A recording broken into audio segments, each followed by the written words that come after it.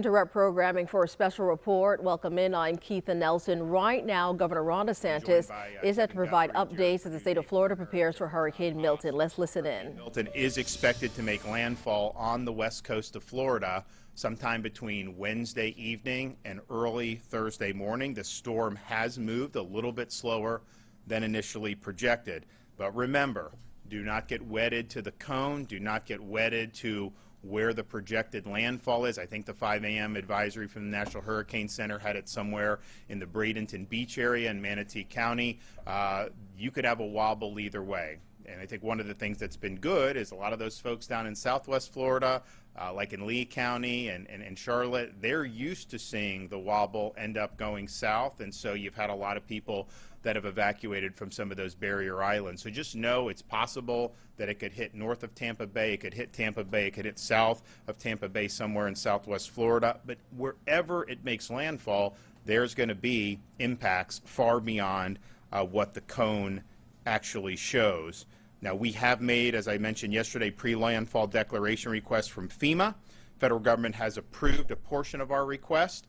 There are going to be landfall requests for major disaster declaration and individual assistance, and we anticipate those being approved as well. We have 51 counties currently under a state of emergency. As of the 5 a.m. advisory, Hurricane Milton is still a major hurricane. It is no longer a Category 5, but it potentially could strengthen back to that as it makes its approach to the state of Florida. Maximum sustained winds are in excess of 150 miles an hour. Now, their forecasts do call for it to weaken before it gets to landfall, and maybe that's true. Let's hope it's true. Maybe it's not, but even if it does weaken, you're still looking at a major hurricane. It is going to have really, really significant impacts. Right now, it's located about 560 miles southwest of Tampa. Storm surge warning has been issued for the Florida Gulf Coast from mainland Monroe County northward to the Dixie-Levy County line, with storm surge watches in effect for Nassau County to Brevard Indian River County line, including the St. Johns River. 10 to 15 feet peak storm surge is forecast for the Pasco Pinellas County line, all the way down into the area where you have Manatee and Sarasota. 5 to 10 peak storm surge is forecast from Yankeetown southward, and then from Englewood southward to Bonita Beach, including Charlotte Harbor. So that almost entire west coast of the Florida Peninsula has the potential to have really, really significant storm surge. And when you're talking about 10 to 15 feet, that's obviously major, but we saw what even 4 feet did with Hurricane Helene in some of these communities. And so this is something that's really, really significant. There's hurricane warning in effect for Levy, Marion, Citrus, Sumter, Lake, Seminole, Hernando, Orange, Pasco, Pinellas, Hillsborough, Polk, Osceola, Manatee, Hardy, Highlands, Sarasota, DeSoto, Charlotte, and Lee counties, and then tropical storm warning in coastal Franklin, coastal Wakulla, coastal Jefferson, Taylor, Sewanee, Lafayette, Dixie, Gilchrist, Western Columbia, Western Alachua, Okeechobee, Glades, Hendry, Collier, Monroe, including the Florida Keys and the Dry Tortugas. We have a hurricane watch for Nassau, Duval, Clay, St. John's, Putnam, Flagler, Volusia, Brevard, Indian River, Okeechobee, Glades, Hendry, Collier, Dry Tortugas, and then a tropical storm watch inland Jefferson, Madison, Hamilton, Eastern Columbia, Baker, Union, Bradford, Eastern Alachua, St. Lucie, Martin, Palm Beach, Broward, and Miami-Dade. So basically, the entire peninsula portion of Florida is under some type of either a watch or a warning. The Florida Division of Emergency Management is actively addressing storm-related resource requests. We are currently fulfilling close to 1,000 missions to support our local communities. That includes everything from tiger dams and generators to staff support, as well as food and water and tarps. We've also deployed more than 11,000 feet of flood protection systems, and we're prioritizing critical infrastructure like hospitals, wastewater treatment facilities, and electrical infrastructure. We've also done things like generators to support special needs sheltering operations. Of course, Starlink Internet. All counties have access to Starlink Internet devices and can use those as they see fit. More than 350 ambulances and more than 30 paratransits are in operation. We also have another 144 in staging that can be used if the need arises. The state of Florida is amassing fuel reserves ahead of Milton and staging it to be utilized as needed. We have been dispatching fuel over the past 24 hours as gas stations have run out. So we currently have 268,000 gallons of diesel, 110,000 gallons of gasoline. Those numbers are less than what they were 24 hours ago because we've put a lot in, but we have an additional 1.2 million gallons of both diesel and gasoline that is currently en route to the state of Florida. Now, there is no fuel shortage. Fuel continues to arrive in the state of Florida by port and what we're doing to bring it in on the ground. But lines at gas stations have been long. Gas stations are running out quicker than they otherwise would. And so that is causing the state of Florida to help assist with the mission to be able to get fuel to the gas stations so that Floridians have access. So last night, 27 fuel trucks were escorted by the Florida Highway Patrol to deliver fuel to stations in the anticipated impact area. We're also working with fuel companies such as Racetrack, Wawa, Shell, and Walmart to ensure fuel trucks are working 24/7 to keep fuel delivered as it comes into our ports. Now, Port of Tampa, for example, our Gulf Coast ports are not going to be receiving ships at this point per the Coast Guard. They do have a lot of fuel that's on hand, and the dockside operations will be continuing. We are assuming, doesn't mean it's going to happen, but we are assuming that there's going to be significant damage to the Port of Tampa, so we're operating as if there's going to be a significant interruption in their ability to receive fuel, and Kevin and his team are actively working to get around that so that we have the ability to continue bringing fuel into the state subsequent to the impacts from the storm. You know, as we've been noting, we have taken on this debris mission to supplement the local governments in areas like Pinellas and Manatee, which saw a lot of debris left over for Hurricane Helene. Continue, local officials, private contractors, continue the debris removal mission. Our folks are going to continue to work 24/7. Our executive order requires the landfills to be open 24/7, and in fact, we've had to even pry a couple of them open to make sure that not just the state trucks and the private vendors, but also private citizens are able to drop off debris. We want to get as much of the debris picked up as is possible. And as I noted, when we saw that there was a storm forming, we understood that there was a lot of debris on the ground. Some of the contractors work at different paces. This was not something that they were necessarily doing very quickly. So we took all state assets that were available throughout the state, took them off their normal missions, and surged them into these affected areas. We've now deployed over 300 dump trucks, and they are continuing to work 24/7. So we have had, just with Florida Department of Transportation, in the last 48 hours, they've removed 1,200 truckloads of debris from those hard-hit areas. That's almost 22,000 cubic yards. That is the equivalent, moving in 48 hours with our state asset, than what any single private contractor has been able to do in the entire time since Hurricane Helene. So we appreciate what they're doing. They've been working around the clock, and we want to continue that all day today. It's going to continue and into tomorrow until it's no longer safe to do so. The Florida National Guard, Florida State Guard, additional FDOT personnel, and Florida Highway Patrol are all involved not only in the debris removal, but in the larger hurricane preparation and response. We will have, before landfall, 8,000 National Guard for the state of Florida that will be activated. We have already on hand 34 different search and rescue aircraft. We've never had this many resources prior to a storm. We have had what's called EMAC requests that get sent out to other states, and we've had a tremendous response from other states. Just like we responded to North Carolina when they needed, states have come to Florida's aid. And so I just want to thank the states that have stepped up and helped us, whether it's a Chinook helicopter, whether it's some search and rescue personnel, you name it. We've had a number of states that have stepped up to help us. Linemen and power restoration resources are being marshaled in advance of the storm, as is our standard practice. We now have in excess of 37,000 linemen that are either in or en route to the state of Florida. As most people know, Hurricane Helene left a lot of damage in some of our neighboring states, and there have been a lot of linemen surged into those states still working on major power restoration. So some of these linemen are coming into Florida from as far away as California. So I know people like to see the site of the linemen staging coming on I-10 to get into the state of Florida, and you should be thankful for that. But just know some of them have traveled a long way to be able to be here and to be able to help get the power back on. We are hoping that number ends up in excess of 40,000. So that'd be significantly more than what we had staged for Helene, which was a very rapid restoration. Of course, this storm could present much different challenges.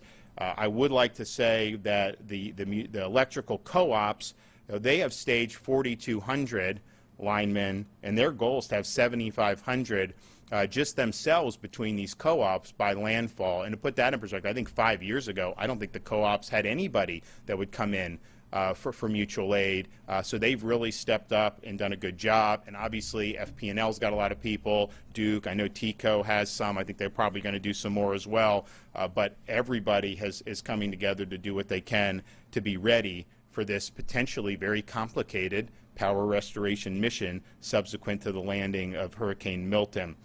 The state of Florida has also assisted in the evacuation of 202 healthcare facilities that are in the potential path of the storm. And I want to thank everybody that's been involved in that. A very difficult set of circumstances when you're talking about evacuating people out of healthcare facilities. So as we prepare for Hurricane Milton, we are also mindful that we have a lot of Floridians that are still reeling from Hurricane Helene. That's why we launched the Florida Disaster Fund, so that Floridians and others could make donations so that that money can go to help with relief efforts for Helene. This is a private fund. The donations are tax deductible. We are opening it also for Hurricane Milton. After Hurricane Ian, for example, the Florida Disaster Fund raised and distributed over $63 million to help Floridians. This thing helped rebuild homes, it helped providing food and supplies, it helped to aid small businesses, it helped to supplement incomes for teachers and first responders who were having to go perform their duties while they were still suffering from the impacts of the storm. And I've directed Volunteer Florida to keep the fund activated. We want to continue to do what we can. So far, almost $4 million has been raised for the victims of Hurricane Helene. Thanks for everybody who's done it. We've had tremendous donations from Lennar, Wells Fargo, Walmart, and Publix, but we're accepting donations in any amount that you can do. So please, if you want to do that, you can go to floridadisasterfund.org, floridadisasterfund.org. You can also text disaster to 20222 if you want to donate via text message. So we are closing in on less than 48 hours away from the projected landfall of major Hurricane Milton. Now's the time to execute your plan. You do have time to get to a shelter. You have time to evacuate further than that if that's what you want, but that time is running out. As we get into Wednesday, there's no guarantee what the weather's going to be like starting Wednesday morning. You may have a window where it may be safe, but you may not. So use today as your day to finalize and execute the plan that is going to protect you and your family. Know your evacuation zone. I think, unfortunately, a lot of people are now quite familiar with their evacuation zone given what we've gone through in recent weeks. But if you have questions about that, you can visit floridadisaster.org/know to determine if you live in an evacuation zone. And again, a lot of the places on the west coast of Florida that did receive significant storm surge for Hurricane Helene is projected to have even more storm surge from Hurricane Milton. Evacuations were in effect starting yesterday, and those are ongoing. Mandatory evacuations have been issued for portions of the following: Charlotte, Citrus, Collier, Hernando, Hillsborough, Lee, Manatee, Pasco, Pinellas, Sarasota, and Volusia counties. Of course, we suspended the tolls along the evacuation routes, and the Florida Department of Transportation has opened roadway shoulders as necessary to facilitate evacuations and ease congestion on both I-4 and I-75. Yesterday saw a lot of people on the road. Particularly, those are roads that on rush hour are very crowded anyways. It was about 150% more than what we would typically have on roads like I-75. That moves slow.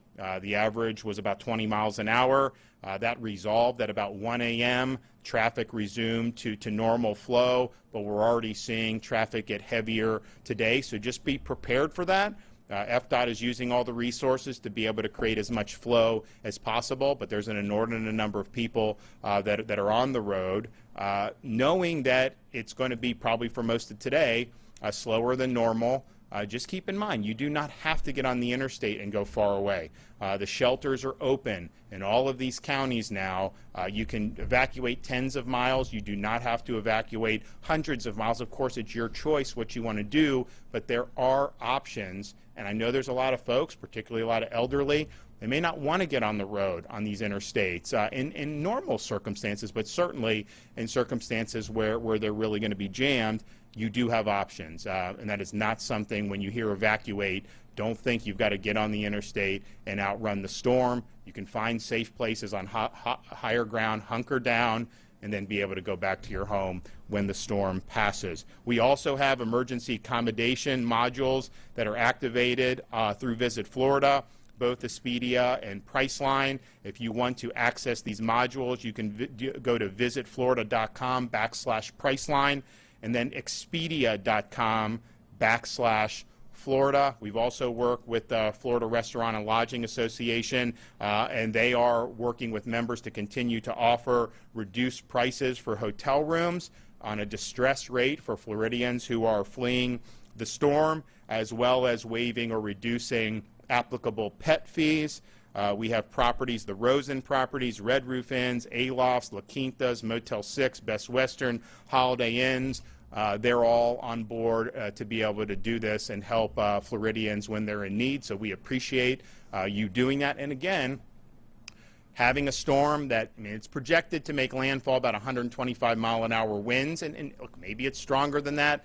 But the reality is, if it's in that Cat 3, Cat 4 range, if you are on higher ground, and particularly if you're inland, most of these structures in Florida are going to be able to handle it. You may lose power, there may be other issues, but as long as you're getting away from the storm surge, that's really the most important thing that you need to do.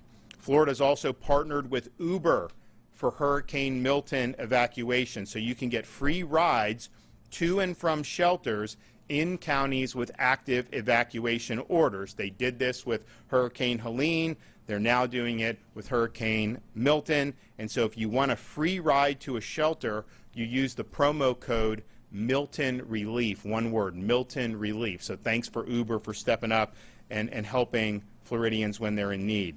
The following counties will close schools beginning Tuesday, October 8th.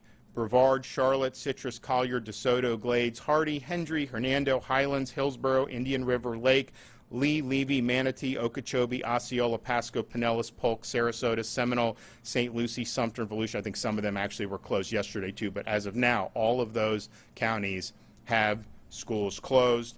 There are 36 county-run shelters that are open and operating in counties that are in the path of the storm. Most of these big counties are going to have multiple locations where you can go to shelter. All counties have at least one pet-friendly shelter and at least one special needs shelters.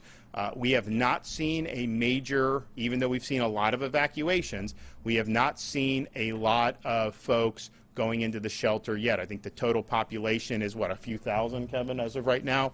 So, and honestly, that's not unexpected, because if you're going to go to a shelter, you know, why would you go 2 days before the storm? So I think people will likely be gravitating more to the shelters today and maybe even through tomorrow morning.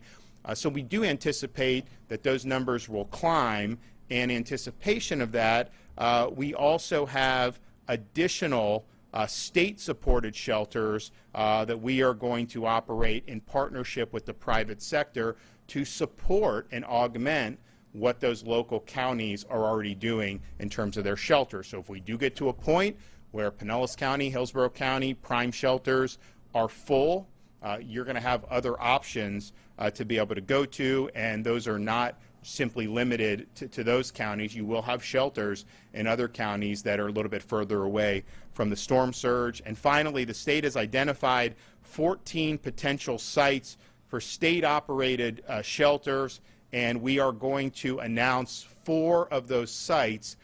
These are big, like Category 5 proof warehouse type things that can have thousands of people. I mean, they can do, how many thousands you think on some of those? One of our sites, we estimate about 10,000. Yeah, so I mean, we have one of the sites can do 10,000. Others will do multiple thousands. But these are designed to be a shelter of last resort. And so they are going to be adjacent to some of the evacuation routes. We're going to have some in Polk County, close to I-4, and then we're going to have some in Hillsborough and Pasco County, not too far from I-75 north. And so those will be announced. We're going to start with 4.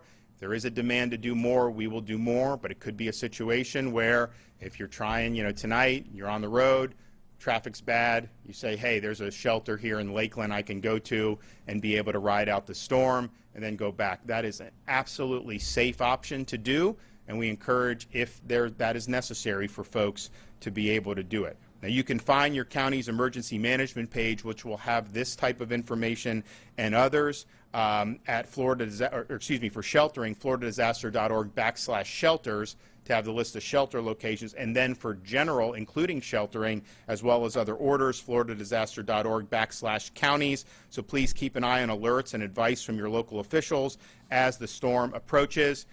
This has been a very difficult time for a lot of people in the state of Florida. To have a major hurricane come, not even 2 weeks ago, that we got hit with Hurricane Helene, is a very difficult thing to go through. We did have people lose homes. We had people lose very valued possessions. And unfortunately, we did experience loss of life. And so you never want to have to go through that again, but you certainly don't want to have to go through it on the heels of less than 2 weeks after getting hit by a Category 4 to potentially have another major hurricane that's going to impact some of the very same areas that saw significant storm surge. But here we are. I can tell you the folks back here at the state EOC, I mean, this has been going on now for a little bit more than 2 weeks in terms of our first state of emergency with Helene, working on the prep, working on the response, and now we're responding to Helene and preparing for Milton and going to have a really robust response for Milton.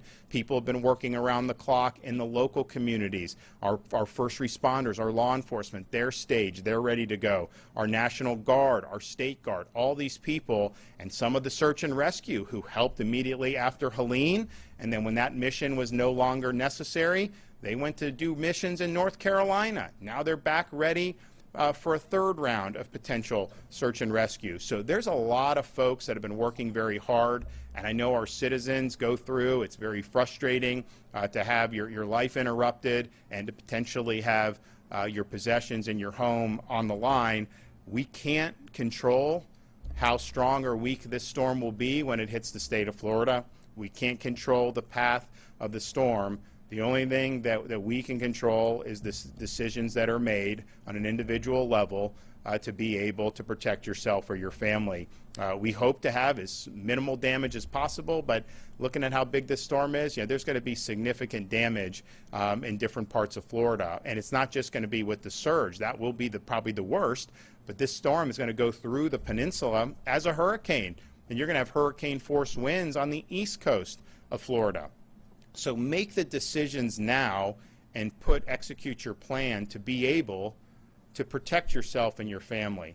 No matter what property damage is done, we can rebuild homes, we can rebuild businesses, we can get people back on their feet, but only if they're safe and they survive the storm. We're not going to be able to bring people back who stay behind in 10 or 15 feet of storm surge. So you have time today. Time is running out, but you do have time today to make the decision to heed any evacuation orders and to do what you need to do to protect yourself and your family. So please take heed and do it now. Okay, Kevin Guthrie. Thank you, Governor, for your leadership and your support as always, and helping that we can ensure resources are ready to quickly deploy into communities. You just heard there from Governor Ron DeSantis live in Tallahassee as we prepare for Hurricane Milton, set to make landfall in the state of Florida late Wednesday. Currently, there are 51 counties within the state of Florida under a state of emergency. Now, this will be a major hurricane. You just heard there from the governor, storm surge is a concern.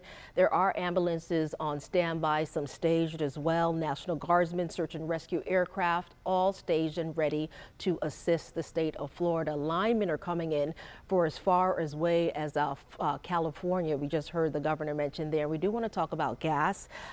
Gas, we're told, resources are en route to Florida. We've all seen the long lines at the gas stations, but the governor says at this point we're not seeing any fuel shortages. But again, there is resources on the way to the state of Florida in case that we do need the help. Now today, he urged people to use the day today to prepare for this storm, prepare for your family, make sure you have a plan in place.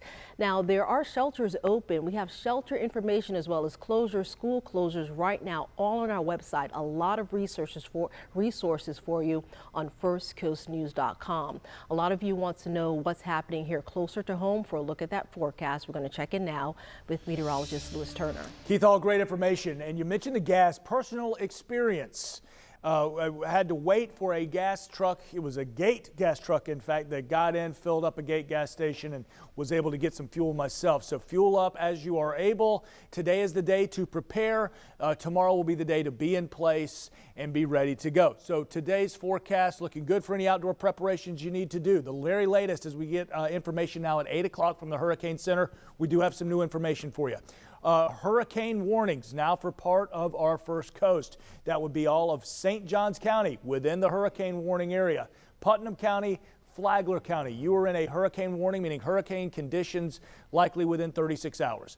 For Duval County, Clay, and Nassau County, you're in the tropical storm warning, meaning tropical storm conditions likely within 36 hours. Everywhere else that you see in yellow, still the tropical storm watch right now, as we see a little bit less of those impacts in those areas. In yellow, still going to be dangerous. The 8 a.m. update has the storm at 145-mile-an-hour winds, a slight downgrade, though still forecast to bounce back and forth between a 5 and a 4 as it makes its trek towards Tampa. Still sticking with that right now, 2 a.m. landfalling storm near the Tampa area. So your big impacts and what you need to know, the 12 hours we're going with now. And remember, updates will happen. Changes may need to be made as more and more information comes in. But for now, Wednesday 10 p.m. to Thursday 10 a.m. will be the most dangerous of the 12-hour impacts. Strong gusts, power outages, let's prepare for those. Storm surge, heavy rain, storm preps need to be done today. All right, we're going to have much more. We'll have another update for you from the Hurricane Center at 11 o'clock and more throughout the morning. This has been a First Coast News on Your Side special report, Tracking Milton, always streaming on First Coast News Plus.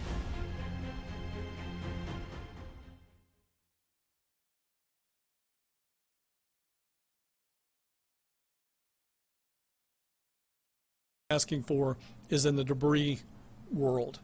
We know that we're going to continue to have major extreme debris issues after this disaster makes landfall. And what we want to do is be able to guarantee individuals, say from California, Texas, the Midwest, to come to Florida. If they're only guaranteed, say, $9 a cubic yard, there's not really an incentive for them to get on the road and travel 3 days across the country to get here at $9 a cubic yard. So what I'm going to be asking FEMA to do is let us have the flexibility to provide guaranteed daily rates for 30, 60, 90 days so that we can encourage and incentivize these haulers to come from across the country to help us get that debris picked up. If we can surge 1,000, 2,000, 3,000 haulers into the area, we've seen that with Jared as a best practice along with General Haas.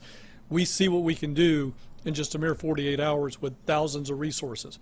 So the thought process here is to ask FEMA for a waiver that will allow us to do guaranteed daily rates for a finite period of time, and we do believe that we'll be successful at getting those haulers to come in from around the country. Please make sure you look at floridadisaster.org for the latest updates. You can always follow us on X and Instagram at FLSERT, that's at Florida CERT, and Facebook at FDEM as we share those updates in real time. Thank you again, Governor, for your commitment to the residents of the state of Florida and the division. Okay, thank you, Governor, for your continued leadership, and good morning. So we have been laser focused on the debris mission leading up to Hurricane Milton landfall. As you heard from the Governor, over the past 48 hours, we've removed over 1,200 loads of debris, which is over 21,000 cubic yards. That's truly remarkable what we've accomplished in 48 hours using our state assets, our state personnel. We have state employees that live within the projected cone that have been out there working around the clock to remove debris. This is an important mission. These efforts are supplementing the counties and local municipality efforts. It is still a local responsibility. Our expectation is that every municipality and county continue to pick up debris, to mobilize every available resource, and that our debris vendors and contractors in the state, through those locals, mobilize every available resource and operate 24/7 until it is no longer safe to do so. We're going to continue picking up debris, taking it to landfills until it's no longer safe. We've even mobilized some of our road builders here in the state of Florida to help us with debris removal. Again, this is a very important mission. We're all in this together. Evacuations have been happening. We noticed yesterday traffic was very heavy. Congestion was heavy. That means a lot of people are leaving, a lot of people are evacuating. That is a good thing. We did open the shoulders for use. It's called emergency shoulder use. We did that yesterday throughout the day. Over several hours, the congestion began to resolve, and we saw that things were back to normal around 1 a.m. Traffic is already picking up again early this morning. We do expect to see people continuing to evacuate. We're going to keep those shoulders open. The Florida Highway Patrol and our Road Ranger Service Patrol are circulating those corridors frequently. We've already helped a lot of stranded motorists. We provide fuel, water. We remove disabled vehicles from the travelway and keep the evacuations flowing. Please remember, as you evacuate, traffic will be heavy. Go to fl511.com. That's real-time information on traffic. You can view our cameras. You can plan your routes. There are a lot of alternative routes. You don't only have to use the interstate. fl511.com. Please do not wait till the last minute to leave. It can be very dangerous to drive in heavy rain with high winds. Unfortunately, every storm season we see traffic fatalities because people decide to leave at the very last minute. Know your zone, know if you need to evacuate, know the local orders, have a plan, implement that plan, and get on the road and get to safety. We have suspended construction on all of our construction projects within the projected cone. Our road builders are on standby with their resources and assets to effect any temporary emergency repairs that may be needed after Hurricane Milton makes landfall. We have staged our bridge inspectors, our damage assessment teams, and the resources that we need to clear roads quickly after Hurricane Milton makes landfall. We have 156 bridge inspectors staged and ready to go. We're focusing in on coastal bridges, low-lying roads, and also bridges inland over rivers, creeks, and streams. There's been a lot of rain. There's going to be a lot more rain, and then there's going to be heavy winds. And so we're going to be focused on getting those bridges inspected and effecting any temporary repairs that may be needed. We have over 1,500 pieces of heavy equipment and over 300 team members staged throughout the state and ready to move in as soon as Hurricane Milton makes landfall and passes through the peninsula. The seaports on the west coast of Florida have closed this morning on the water side. Land side is continuing to operate. Fuel is continuing to move. Since Saturday, Port Tampa Bay has received 6 shipments of fuel, so the terminals are full, operating on the land side, and fuel is continuing to be distributed. Passenger rail lines are suspending or modifying service today, and also transit agencies will begin suspending normal service throughout the day today. To conclude, I want to remind you, fl511.com is the place to get real-time traffic information. Remember, always follow the direction of local law enforcement and emergency personnel. Thank you, Governor, for your leadership. Thank you, Governor. Good morning, fellow Floridians. My name is Dave Kerner. On behalf of the Florida Highway Patrol, it is an honor to serve this governor and the people of the great state of Florida. Just a quick update on the resources deployed on behalf of the Florida Highway Patrol. We have nearly all of our 2,000 state troopers and over 300 auxiliary state troopers are activated. They'll be working on Alpha Bravo shifts until the job is done. Secretary Perdue talked about the fuel deliveries. The governor did as well. We want to assure you that the Florida Highway Patrol is engaged in transporting and escorting all of the fuel carriers from the ports, Port Manatee, Port Tampa, along the route of evacuation. You will see state troopers and you will see fuel trucks utilizing the right lane to bypass traffic. It's important for the continuity of operations that we have that space to work in the right shoulder. Please don't occupy the right shoulder. The left shoulder in the affected parts of I-4 and I-75 are open for your use, but please make sure that you break down. If you get a flat tire, call STAR FHP. The Florida Highway Patrol will be there. The Department of Transportation will be there to help change a tire.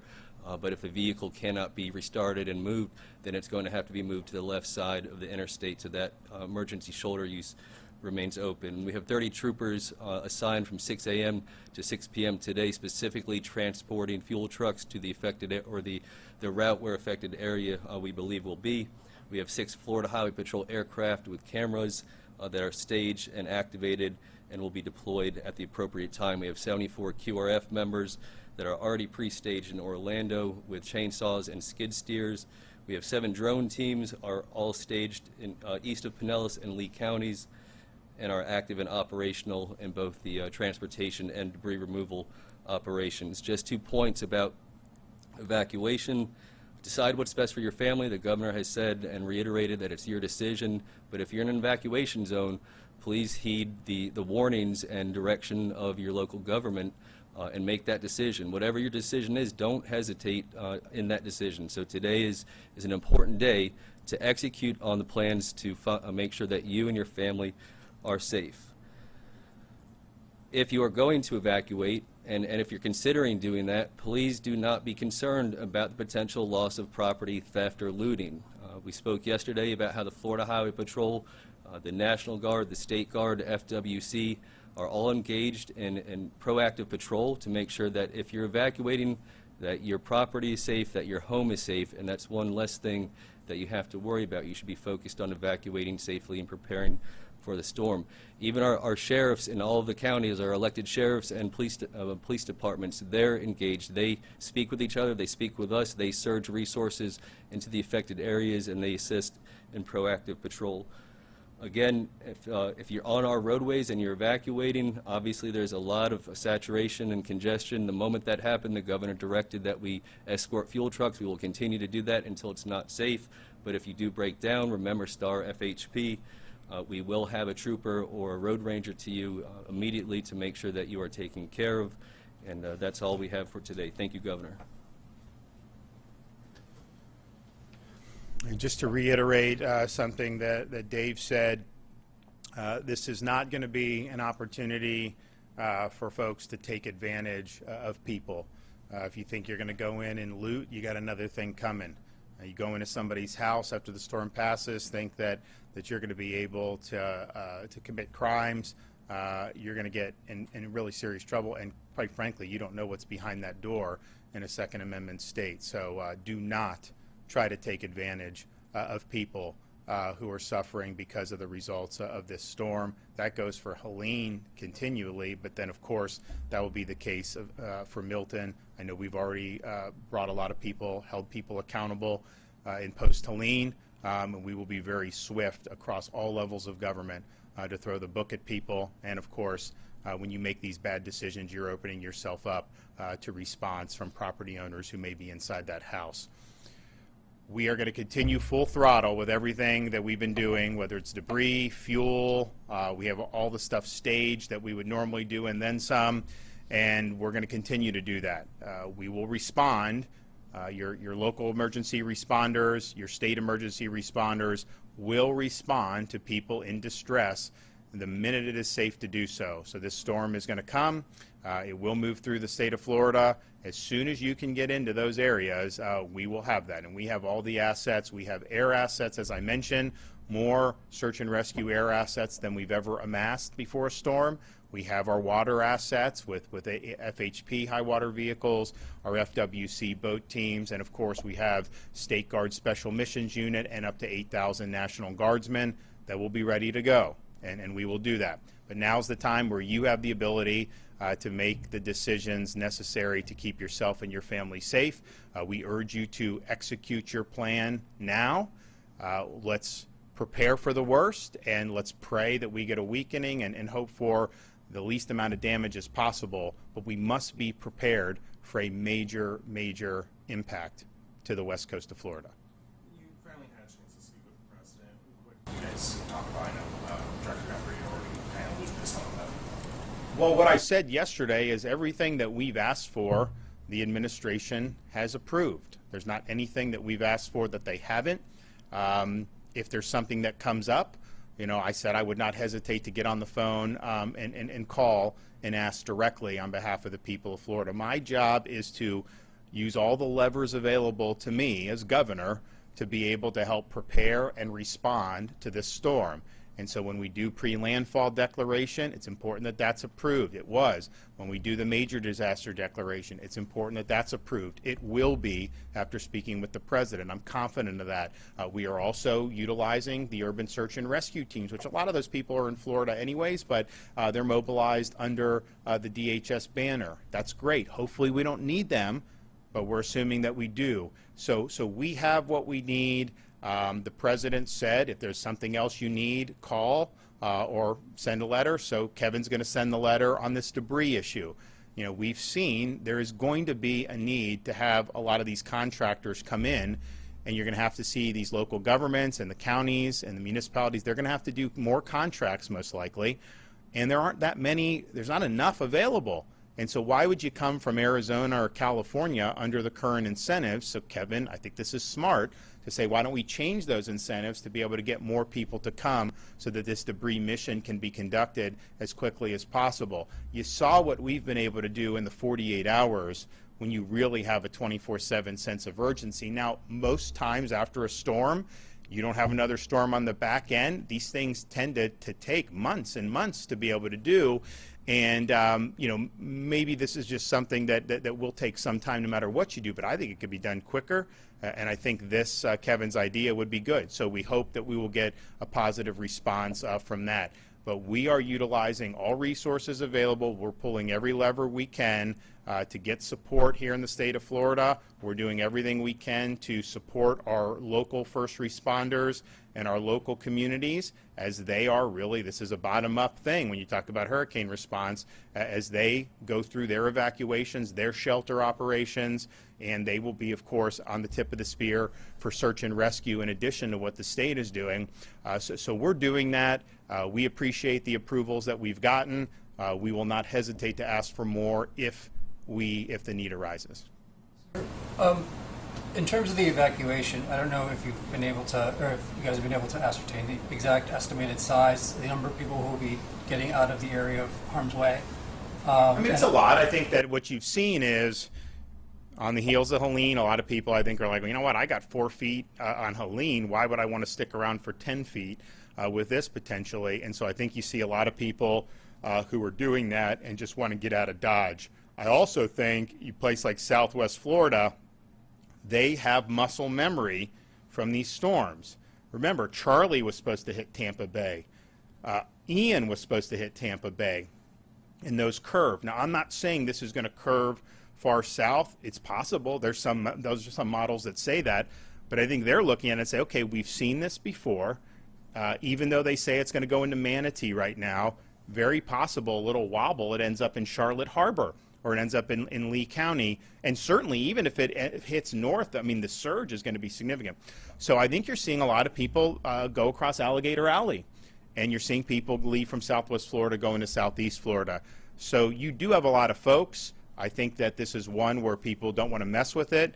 Of course, it's a lot easier to make that decision, and I know it's not going to hit at 180 miles an hour. No one's saying that, but when it hits 180 miles an hour off the Yucatan Peninsula, you know, hurricanes don't get that much stronger than that. I mean, there have been some that have, but that is a really, really serious storm. And so I think when people see that, they do. So I don't know the exact number of who's going to ultimately go. I will say it's a lot. I will say that the roads were, 150% more than what we would normally have.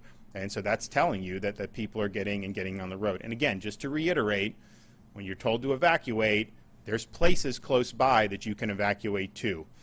We do not expect people to have to drive hundreds of miles. Some people may want to do that because they have family or friends, or maybe they have a hotel someplace. Maybe they don't want to have power outages and stuff and they're willing to drive more. That's fine. That's your choice. But do not feel like you have to get on an interstate and be in potential bumper-to-bumper traffic. I think Jared said yesterday the average was about 20 miles an hour on I-4 and I-75. I mean, those are roads that can have bad traffic generally, but I mean, that's slower than normal. As we got to 1 a.m., the flow returned to normal. But as we go through today, you're going to continue to see a lot of people on the roads. And so on one hand, that shows that people are taking it serious. But on the other, people just need to prepare for that. I mean, they're working really hard with the road rangers. They've opened the shoulders. There's a lot that's being done, and they'll continue to do it. They'll help with people that run out of gas. But when you have this entire peninsula on the West Coast that's under threat, the reality is like there's only so many places you can go in there. So just be prepared for that. Be prepared that you're not going to be able to go 75 miles an hour to get out of Dodge on the interstates right now. You probably could have done that in the wee hours of this morning, but as we get back to normal, it is going to be a little slower. That's just the reality. For the debris removal, do we know just how much is left in the expected impact areas? Because I know you guys are running around the clock. Estimate, but it's just a lot. We don't have an exact number. So yeah, I mean, what I would say is there was a lot of debris. I'd say we've made a huge dent in it, but I don't think that even at our current pace, and even if we continue going through Wednesday morning, maybe even Wednesday at noon, that you're going to be able to get all of it. We're urging the contractors to do the 24/7 like we are. Not all of them are doing it. In fact, most of them are not doing 24/7. So the only place that really has had the sense of urgency is Jared and the FDOT. And these are the debris mission is not the state's mission. That's a local mission. Kevin and I have been talking to local governments for years about make sure you have these contracts in place, make sure you're ready, because getting the debris up, even if you don't have another storm, people just want to see the debris up. I mean, it helps with the recovery. It's good for morale, and it's also just good for safety and good for cleanliness. And so we've been stressing that. And, you have had vendors. Some have done pretty good. Others have just been very slow. That's just the reality. So, we have all these different assets that are engaged in normal operations having nothing to do with debris. I mean, these are state agencies that have tasks that they have to accomplish. And, Jared and Kevin basically scrambled all those assets across multiple agencies and are shifting it now to do this debris. So to be able to do 1,200 truckloads of debris in 48 hours, and these are big trucks. I mean, that's a huge thing. And you see them; they're being escorted with police escorts. And I think citizens, like people have told me, like they're thankful for this because it just shows progress and it shows that we're taking it seriously. So I think it's going to end up making a big difference. I don't think I can say that, all the debris will be taken off, even if these contractors pick up the pace. But I do think it's made a difference. We'll have less damage from the storm as a result of what the state has done to supplement than if we had just done. And then even if just the fact that we did 24/7 at the landfills, that's helped private individuals. People are loading up their own debris and they're bringing it in. They wanted to close the landfills. We said, no, it needs to be open. You're doing that. So it may not have been humanly possible to have all debris cleaned up from Helene until the hit of Milton, just because of how much it is. And you don't start picking up the debris immediately because people they compile the debris when they're gutting their homes and figuring out so it takes a little bit of time just to get on the target on that. But what we've been able to do, I think, has been historic, to have this many state assets being brought to these local communities and helping them not just supplement the mission, but really augment it in a way that's making a real difference. Are you seeing more requests for these flood control dams that have been proven effective in the last few storms? Yeah, I mean, I think we've now, what do we have total amount of feet? We've got Over 11,000. Yeah, 11,000. So we probably did, what do we do, 1,500 for Helene, 2,000 maybe? I think it was a little bit more than that, probably just shy of 5,000. Okay, so we've doubled that already. Kevin is working, and we'll see. We have had requests, and then some said, well, maybe do something different. But if we do get a request, one of the things we're interested in doing, we'd have to do it today, is finding a flood-prone community, maybe that have a lot of citizens insurance policies, and setting up tiger dams around the homes. I think it will be effective. So Kevin's working on that. We may do something in where Pinellas or Hillsborough. So when that happens, if it does, we'll announce that. So we want to use these. We want them to be put into practice. They did help against the surge in Hurricane Helene, and I think that they'll be helpful in the surge with this upcoming Hurricane Milton. And then what it could do is potentially help. I mean, we should, if citizens insurance, if they're going to be exposed on some of these storms, and they can potentially buy tiger dams for people who have that option, knowing you're going to have to pay out less as a result because you'll mitigate some of the damage. Is that something that would be good? I think it probably would be. So we're going to actually support a lot of things to protect critical infrastructure, but then using it in the residential, however that is done with Kevin and his team, if that ends up being done, I think will be important because I think it can help people, but I also think it could be something that we could then utilize in a more significant way to protect against future storms. Is this something that you're encouraging local governments to also invest in so that they have it on hand and not relying on the state? Sure, but we also understand that just right now, that would be something that maybe they would do in a future hurricane season. We're not anticipating that they have very much to bring to bear now. That's mostly going to be driven by us, but it's fine. I mean, we always look for ways, what can we do to augment? This was something we introduced during Hurricane Debbie, which was not a storm on the level of Helene or Milton, but it did create surge, it did create flooding, and where that was used, it worked. It really did.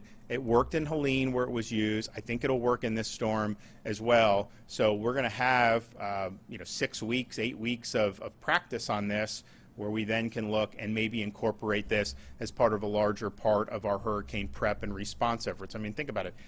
Go back 5 or 6 years, it wasn't the norm to necessarily have 40,000 linemen staged. Now people expect that. That's what we do. I mean, we have the electrical co-ops. They've got over 4,000 linemen that they're bringing in. 10 years ago, the co-ops would never have brought in linemen, and they may get to 7,500. So these things create, I think, good momentum.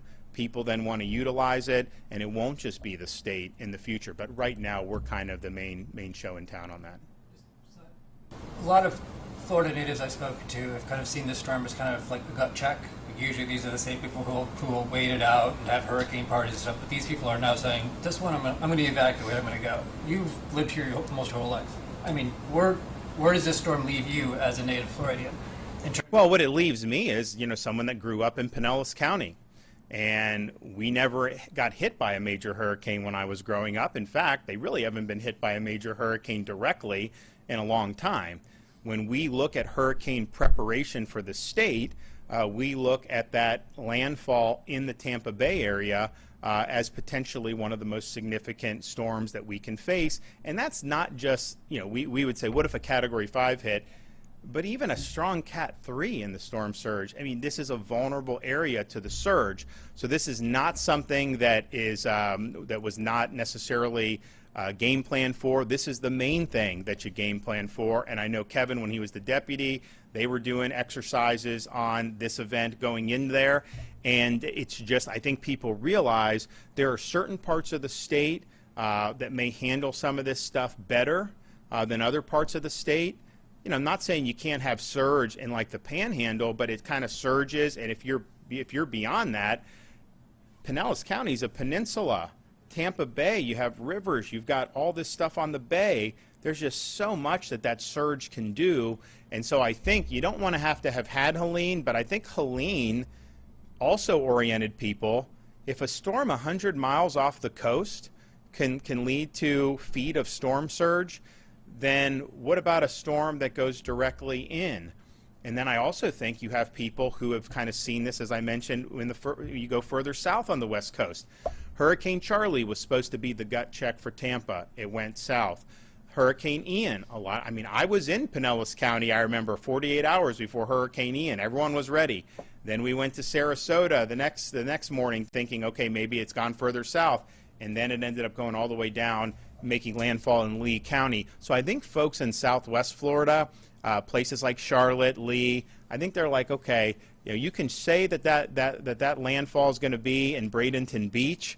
And first of all, if that's the case, you're still going to get some impacts on that, and you could potentially have serious surge even 100 miles down the coast.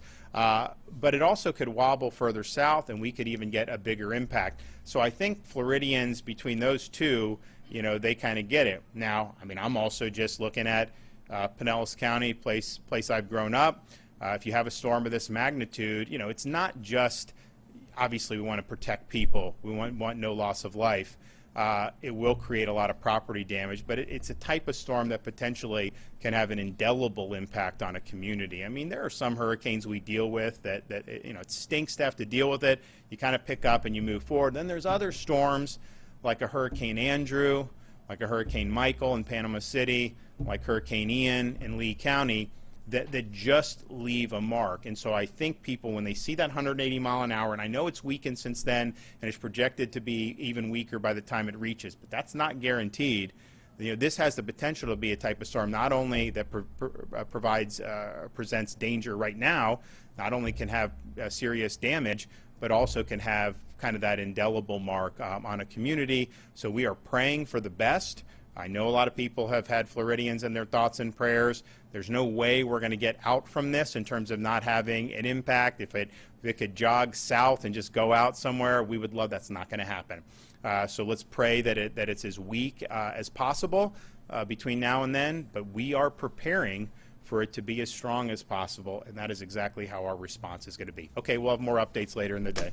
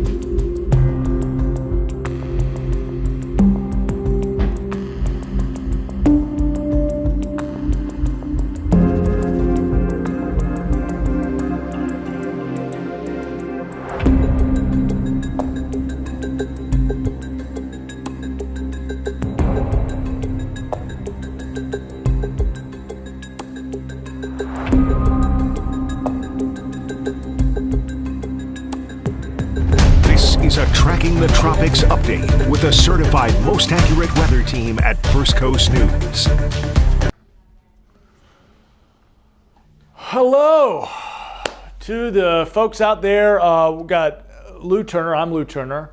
And there's my friend, meteorologist Robert Speta. A couple of meteorologists looking at what is happening with the very latest in Hurricane Milton. So what we're seeing on the screen right there is your watches and your warnings that are pertinent right now. But before we and we'll leave this graphic up, but before we get into that, I'm just going to kind of quiz Mr. Speta for a second. Just and really not a quiz as far as, I'm just curious your vibes, what you've thought so far of what we've seen from Milton. This storm does make me nervous. Much like you, been through many hurricanes. I've been through typhoons on the other side of the world, and sometimes you see the energy from one specific storm. You look at a satellite picture and you know it's a monster. And I know when we say monster, people think we're hyping it, but seriously, this is going to be a widespread wind event, but also the storm surge along the West Coast and East Coast for that matter. My vibes, I hope everyone's taking this seriously. Yeah. It's a scary storm. And it seems like the folks in the West Coast, either they are taking it seriously or being forced to take it seriously, for better or for worse. And because there have been a lot of people evacuating. I-75 has been very busy. We've seen the issues with some gas and folks trying to get gas around the area, trying to get out of town, and that's a good thing. Get out of the Tampa area, because we're talking about 15-foot plus surge potential with this massive storm, and that's deadly. I mean, frankly, if anybody were to stay within that it's the water that will kill and will do some awful stuff. But you see there on the map your warnings, of course, your hurricane warning there, obviously the entirety of the West Coast, but it's taken over the entire middle of the state of Florida. And now as we zoom in and kind of look at the local First Coast and Southeast Georgia watches and warnings. So warnings right now: St. Johns County, hurricane warning. Putnam County, hurricane warning. Where Robert Speta is going to be, Flagler County, as he goes and chases hurricane conditions through this Wednesday night, Thursday morning, hurricane warning there. And so when we say hurricane warning, hurricane conditions likely within 36 hours. So we're going to experience those conditions. We're going to go county by county here in just a minute. But what we see there for Nassau, for Duval, for Clay, tropical storm warning. And that means we're going to get gusts, sustained at 40 plus, which will shut down bridges. And we'll get gusts higher than that, of course. And then everywhere in yellow, what we see are the tropical storm watches still, and that would be most of Southeast Georgia as well. Takes on the cone, Robert. Well, right now it is a Category 4, so it has weakened, but I don't like using that term because this is still a monster storm system. It still has a very well-defined eye, a lot of convection. I'm still seeing lightning around that center. That indicates explosive convection in there. And so when we look at the cone, please don't let the fact that it's going down to a 3 make you think, all right, I'll be fine. It's going to weaken. The energy still from when this was a 5 well offshore. And think of this almost as like a snow plow. It's pushing that snow along. And even though maybe the plow might be slowing down a little bit, it still has all of that snow, aka water, that's being pushed with it here. And that is still going to get pushed on shore. So along the West Coast of where this is coming on shore, they're going to be looking at some storm surge that could be over a story high along the immediate coast. The other thing, we always talk about the center line, Lou, and this is going to pass well south of Jacksonville, but this is going to be a north heavy storm system. So we often talk about the right front quadrant, but with this storm, thanks to some shear and some enhancement from a jet towards our north, it's really pulling a lot of the heaviest rainfall, thunderstorm activity, and for the East Coast, for that matter, surge will all be north of that low-level center out here, Lou. And you mentioned the centerline tracks, computer modeling. We showed this, the spaghetti models, to essentially show where the National Hurricane Center kind of derives that cone from. The margin of error, the potential, but that margin of error is shrinking drastically. That cone really tightening up as confidence grows. This is just one computer model of the many that the Hurricane Center and we will use as a tool in the toolbox. This isn't an official forecast, so don't get too caught up up in specifics with timing, specifics with landfall, but we're looking this. We're confident Wednesday late evening, overnight into early Thursday morning is when this storm will make that landfall. Now, what Robert was just talking about with the north heavy. Look at this. So this is even before official landfall has taken place. First coast of Florida, southeast Georgia, seeing those feeder bands. Notice what happens the entire time. Now again, not an official forecast, but this is good guidance. The entire time this computer model plays out, what do we get? We're getting these strong northeast winds. Now, not to mention heavy rainfall coming in bands that could put upwards of a foot of rain in some areas, even more. But continual northeast to east pounding of the beaches, a beach pounder. Even as the eye wall exits Florida, you're getting water stacking up into the inlets, Matanzas Inlet, Nassau Sound, Mayport Jetties, St. Augustine, we continue to get that water stacking up, and that's what's going to lead to some surge. And what you just showed right there, you were showing about 5, 6 a.m. Yep. where we had that continuous onshore flow. That is also about the same time as high tide there Thursday morning. Right. So we're talking about, when we say 3 to 5 feet, we're saying above the high tide mark. So if the high tide already is kind of up there in your area, because we have been seeing that nor'easter, Yep.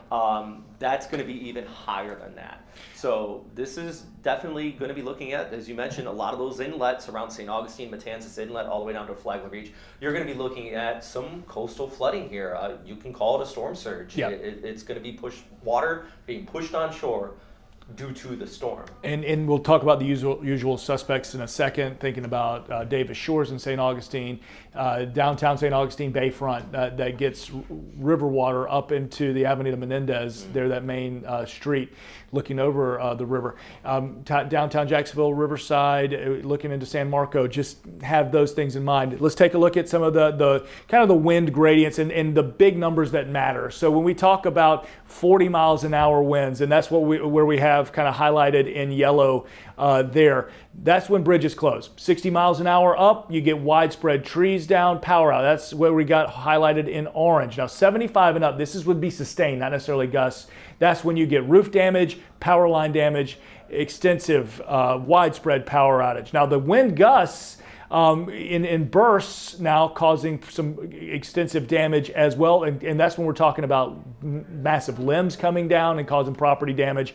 But while we have our hurricane warning, thinking St. Johns County, thinking Putnam and Flagler counties, it's because of the fact that we'll get those 80 mile an hour up gusts. Robert was talking about our high tides. Here's our critical high tides, all up and down the first coast. Now a couple are going to be, a couple of tides will be important, but really since we're talking about 10 p.m. Wednesday night to 10 a.m. Thursday morning, your main impacts. Look at this. So Main Street Bridge, 3:03 a.m. That's downtown Jacksonville for those who may be out of the area. A couple hours earlier would be Jacksonville Beach, 1:41 a.m. Fernandina Beach, your high tide overnight will be 2:12 a.m. St. Augustine, 1:52 a.m. So downtown area there. St. Simons, 1:37. And then Palatka, we're going way upriver in Palatka, 8:27 a.m. Thursday morning. And we mentioned that as well because of the stacking up water, the high tide, and the Palatka, obviously in Putnam County where that hurricane warning is. We'd be interested in seeing potential for some pretty good street flooding there downtown. The timing, your Wednesday 10 p.m. to Thursday 10 a.m. For impacts, the strong northeast gusts, which we saw in the computer modeling with power outages. Let's plan, today's the day to prepare for all power outages, all your yards, getting anything that could become debris ready and raring to go. Storm surge, heavy rain with the storm preps done today. All right, your county by county, Robert. You're going to be in Flagler County, and I know that kind of the two box sort of squeezes this. But let's talking for a second. When you go and get into one of these, like you said, you've been in the Pacific, you've covered typhoons. When you get into one of these situations, what's your game plan? What's your strategy for chasing storm? Well, I think one of the big things, and this is more of a practical standpoint for people that are hiding from the wind, know which way the wind direction is going to be coming from. So good duration of this storm it will be coming onshore from Flagler County up through St. John's into Duval, all along our east coast. So something that might be simple that you may think about is park your car on the west-facing side of a building, or maybe not even between buildings, because then you get a funneling effect. The west side, along behind a sturdy building, something like that. It just helps save you kind of your property from flying debris or anything like that. That's something that, from a chaser standpoint, somebody going out there, we always try to remember which way is that wind going to be coming from. You always try to stay on the lee side of a sturdy building for that. So if you're riding out this storm, anybody along the coast, make sure you have those east-facing windows. If you can board them up, try, but make sure there's no debris or anything just outside of them. That's kind of my biggest advice, especially with your cars, if you don't want any damage to your cars due to flying debris or anything like that. And then in the chaser perspective, having been out of them, always having the escape route, right? Listen, we're talking to an audience that need to be preparing and staying the heck out of this. Yes. But as folks are the curiosity, I think, element of how does that chase work? You gotta know how to get away. And get out safely as quickly as possible with water in particular. Let's take this graphic full screen. Let's go county by county now, and we're talking Putnam, Flagler in that hurricane warning. So that means winds up and over 60. Certainly could hit that 74 mark, getting hurricane conditions, and then gusts even higher than that. 6 to 12 inches of rain possible here. Okay, so that's a lot of rain stacking up into a river that, as mentioned, in Palatka, going to have that high tide Thursday morning around 8 a.m. So with that 2 to 4 foot surge, we could certainly get some flooding up and into the streets downtown Palatka. St. Johns County, hurricane warning here as well. Worst Wednesday night to Thursday morning, kind of beat that drum.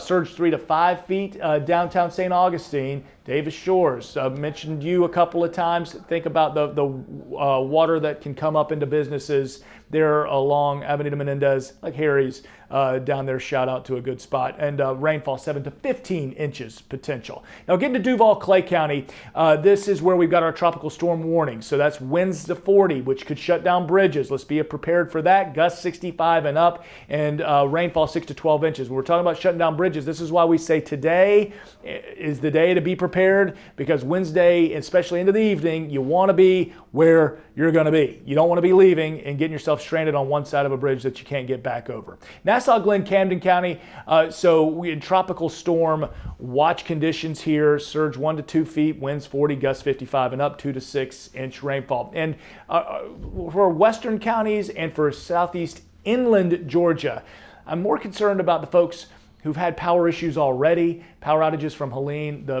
power outages continuing yet again. So Robert and I'll kind of leave you with this note. I don't know if you're seeing any questions pop up specifically, Robert, but just with the 7-day forecast, I want to emphasize the fact that Wednesday, Thursday are the big days, of course, hammering home Wednesday night into Thursday morning. We've got to be careful, because this is one of those things, just similar to Helene, that's going to happen while a lot of folks would be trying to sleep. Yeah, another thing I do want to note is by the weekend, we're going to have some cool northerly winds. Yes. It's actually going to feel autumn-ish out there. 50s maybe for some areas, so do want to ask you a couple questions here. This is the first one that popped up, and I think this is an important one. So Jill Graves asked, if we live in Mayport in a flood-prone area with the storm surge and the rainfall that we are expecting, do you suggest them evacuating? So a flood-prone area in Mayport town. Like, it depends exactly where you are. But I think with 2 to 4 feet, if you're in one of those spots right on the marsh, you probably want to evacuate or head to a shelter and just kind of get off of that. Here's the deal with my, just kind of my rule of thumb on advising people on evacuations, right? Because evacuation orders obviously come from a higher power than me, and they're zone specific. And the reason they put zones out there and do it staggered as opposed to saying, everybody just get out if you want to. The reason they do that is because there's people trying to get out of Tampa. There's people trying to get out of areas that's life and death, running from a situation that would kill them, which puts a lot of bodies on roads. That's why we can't officially tell everybody, you need to leave, because it could create an irresponsible situation. Now, I will say, I'm nobody's daddy except the 2 kids that live at my house. I'm their daddy. I'll tell them what to do. I'm not your daddy, so I'm not going to say, don't you evacuate. If you, in your heart of hearts, don't feel safe, get on the road and get out. Do it. If in your heart of hearts, you can't. It just would be irresponsible of me to tell you, nah, stick it out, and then something happens, right? Yeah. God forbid. And I think with this person, she's specifically asking, so it seems like she's kind of worried about it. So it goes right off what you're saying. 100%. If you're concerned and you know that your area does flood in these storms, then do what's best for you and your family. Absolutely, especially if you know you got some friends, family that you can go hang out with out of this situation, or a shelter that you can go to. Do what you got. It seems like you got it right here in the gut. So there you go. And one other question I do want to touch on is that I've had a couple people out of Columbia County, Ware County. They're still dealing with the effects of Helene, and they're asking, "What about us?" Yeah. And I think if there's any good news, which there's not much good news with the storm, is that the track is further south. So places like Waycross, you're going to get some windy conditions, but you're not getting hurricane conditions like they are further towards the south. That's a good question. Andy, are we able to go back to my other Max? We're showing a great loop here. I'm going to take the 7-day off, and you're just going to bear with me as I zoom county by county again, because I want to answer this question for you specifically. Okay, we're going to go zoom out to, you mentioned Columbia County. Okay, so anywhere, Columbia County is sort of split down, it's not in the middle, but down its side by I-75 and then in the middle by I-10. Anything west of I-75 is in a tropical storm warning situation. So you're going to get tropical storm conditions west of 75, very close to Lake City. That's good. Those are big impacts when it comes to power outages, when it comes to trees down. Think about that. So certainly Columbia County, who have been dealt a tough hand with Helene, with the power outages, unfortunately, you could be looking at gusts to 50 and over, and that does mean power outages for you. Now, Ware County, so Waycross, Pierce County, Blackshear, Brantley, Charleston, so talking about Folkston as well. There's still people without power, right? So have ways to charge devices. However you've been doing it, however you've been getting along, have ways to charge devices. Have ways to see around the house. So have your LED lanterns or whatever flashlights you have, plenty of AA, AAA batteries, whatever they take. Get them prepared, because again, as mentioned, this is going to be an overnight situation. If you need to get up in the middle of the night and move around, heaven forbid you trip and fall, so have those lights right there by the nightstand. And hopefully it's one of these situations where, as Robert said, a more southern path, it leaves you guys the heck alone. And if it's a couple of power outages, you're able to stumble around the house with your lights, and maybe it's even something that you can sleep through. Here's hoping for that. Unless my friend Robert Spetta, which you need to get on the road, it's time to go for you. I know you got some tracking to do. Unless we have anything else, we can call it a stream and check in with them here again in a few minutes. I think the key thing is just continue to check back in. I mean, you're watching this video, you're already taking the right steps to staying informed. I'm not saying you have to watch us. We appreciate it. We sure do. But you're staying informed, because there's a lot of misinformation going on around about this storm, and that is critical in just, maybe scaring people or giving them the wrong stuff. Make sure you're getting that correct information, because this is it is a dangerous storm. I know this is Florida. We've been through them all, but this one reminds me of a few of the strong ones we've had in the past, that no storms are the same, but it is dangerous. So make sure you're being smart about it and taking those warnings seriously. Be safe out there. Robert, you be safe. For Robert Spetta, for Andy, my guy running the 1s and 2s, I'm Lou Turner. There will be another update, a big update from the National Hurricane Center at 11 o'clock. If you don't hear us from us before then, you'll hear from us then. So have a good one, folks.